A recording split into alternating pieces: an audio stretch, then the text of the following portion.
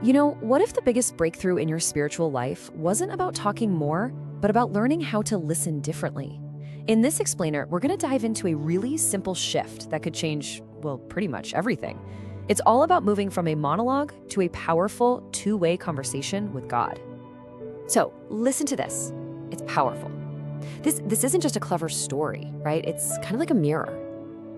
Think about it for a second. How many of us have been so busy, just broadcasting our needs, our wants, our anxieties, that we've totally missed the answers that were right there in front of us? And this right here gets to the absolute heart of a common spiritual problem. We've gotten really, really good at the monologue. All right, so let's talk about this feeling of being stuck. If you feel like your spiritual life has just kind of hit a wall, you are so not alone. So many people feel this way. And a lot of the time, the reason we get stuck is because two really important areas of our lives are just completely out of sync. First, our prayer life has turned into a one-way street. And second, our personal focus and energy are just constantly being drained. And this really breaks it down perfectly. It's like two sides of the very same coin. On one side, you've got our prayer life, which turns into a monologue, right?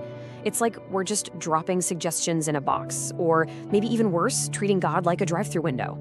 Then on the other side, our personal focus gets totally hijacked by these habits that drain our energy and pull us toward instant gratification. But here's the thing, and this is so important. These are not separate problems. They're connected. When we're not really truly connecting with God, it just makes sense that we become way more vulnerable to all those distractions that drain us. So what's the solution then? Where do we go from here? Well, it's a fundamental shift. I'm not just talking about changing a few words. I'm talking about changing our entire approach. It's all about moving from that one-sided broadcast to a real two-way dialogue. And believe me, this isn't just playing with words. This is the kind of change that can unlock everything we feel like we've been missing. Okay, this right here is the absolute heart of it. Talking with God. See the difference? It implies a relationship, not just some kind of transaction. It means we don't just, dump our requests and then run off. We actually stick around. We linger. We listen. And, this is key, we expect a response. This simple shift transforms prayer from that hurried, impersonal, drive-through order into a real, meaningful connection with someone who genuinely wants to engage with us. And look, this isn't some brand new idea we just came up with. Not at all. If you actually look at the giants of the faith in the Bible, they weren't just reciting monologues. No way. They were having real, raw, back-and-forth conversations. Just take Abraham. His talk with God about what to do with Sodom, it's one of the most incredible examples of this you'll ever find. Seriously, this interaction from Genesis is just mind-blowing. Now, pay attention to this part. God doesn't get mad that Abraham is questioning him. Not at all. He actually engages with him. Abraham respectfully pushes back, and God responds every single time. This is not a monologue, people. This is practically a negotiation. It's a true dialogue, and it shows us so much about God's character and how much he wants a real relationship with us. And this promise, you see it woven all through Scripture. It's a totally open invitation.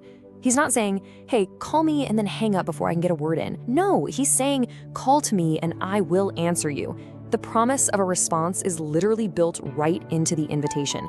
It's right there, just waiting for us to finally pick up the phone, so to speak, and accept it. Okay, so this is the big question, right? If God is speaking, how in the world do we actually learn to listen? Well, the good news is this isn't some mystical power that only a few people have. Nope, it's a skill. And like any skill, it can be learned. It just starts with a few really practical, intentional steps. And hey, this doesn't have to be complicated. Seriously, just start small. After you're done talking in prayer, just wait. That's it, for like 60 seconds. I know it's gonna feel super awkward at first, but you have to create that space for a response. Another great tip, keep a journal. Write down the thoughts or scriptures that seem to pop into your head. You might be shocked at the patterns you start to see.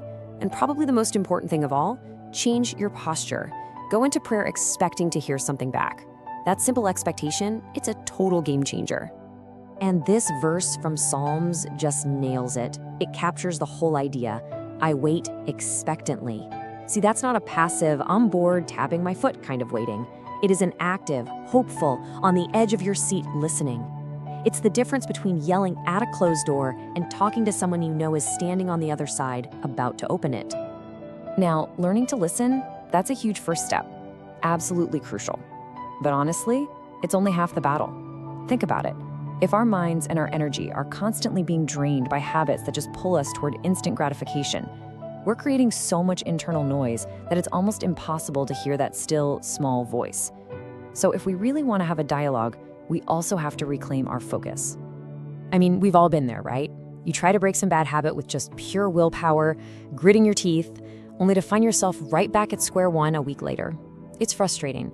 And the reason willpower alone so often fails is because we're not just fighting a physical or a psychological battle.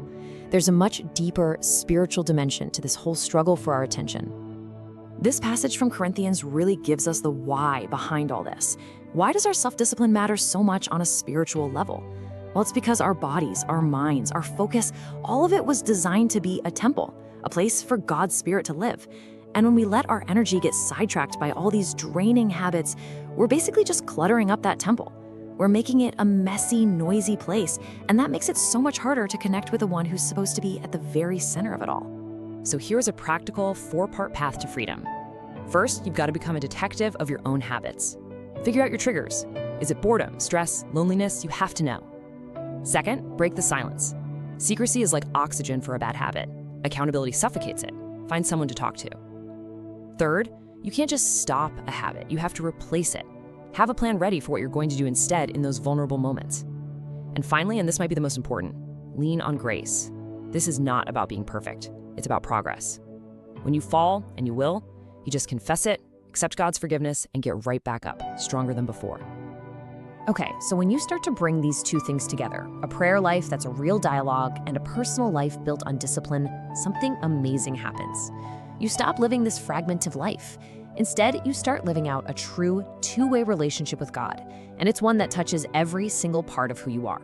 And let's be super clear about what the real goal is here. This isn't just about stopping a bad habit or checking off some spiritual to-do list.